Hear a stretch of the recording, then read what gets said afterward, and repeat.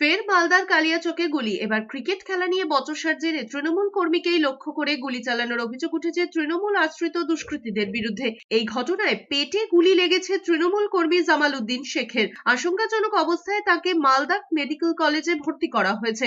জানা গিয়েছে, শীতের মরশুমে জেলার বিভিন্ন জায়গায় ক্রিকেট খেলা চলছে, আর সেই ক্রিকেট খেলার মাঝেই গন্ডগোল বাঁধে, যা নিয়ে সোমবার সালিশি সভা বসে। সেখানেও বিবাদ বাঁধে। সেই বিবাদের জেরেই এভাবে গুলি চলেছে বলে অভিযোগ। মালদহের কালিয়াচক থানার কাশিমনগর নিচুপাড়ার ঘটনা। গুলিবিদ্ধ তৃণমূল কর্মী জামাল উদ্দিন শেখ আশঙ্কাজনক অবস্থায় মালদা মেডিকেল কলেজে চিকিৎসাধীন। বন্দুকের বাঁট দিয়ে মারা হয় তার ছেলে শামীম শেখ ও ভাইপো সাদ্দাম শেখকে।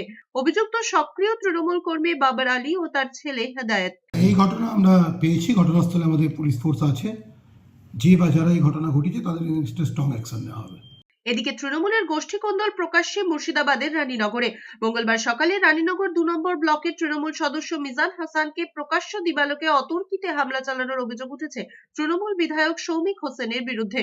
রক্তাক্ত অবস্থায় মিজান হাসানকে মুর্শিদাবাদ মেডিকেল কলেজ হাসপাতালে ভর্তি করা হয়। পঞ্চায়েত সমিতির সভাপতির ভাইয়েরা সৌমিক হোসেনের নির্দেশে রাজীব, নান্টু, আকাশ, দুলাল, হুমায়ুন, হাসিবুল এরা বিধায়ক সৌমিক হোসেনের পিকনিক হয়েছে, সেই পিকনিকের লোক হয়নি। আজ আমরা একটা পিকনিক করছি, আমি পঞ্চায়েত সমিতির মেম্বার তৃণমূলের। প্রচুর মানুষ সমাগম হবে, আমাকে মেরে সেই মানুষকে আটকাতে চাইছে। মানুষ মুখ খুলছে তার দুর্নীতির বিরুদ্ধে। কোনো রকম ভাবে আমাদের দল যুক্ত নেই।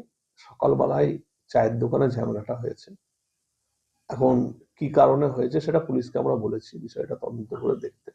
এদিকে ভাঙড়ে তৃণমূল কর্মীকে মারধরের অভিযোগ আইএসএফ এর বিরুদ্ধে। এরপরই থানায় অভিযোগ দায়ের করা হয়েছে। ঘটনার তদন্ত শুরু করেছে পুলিশ।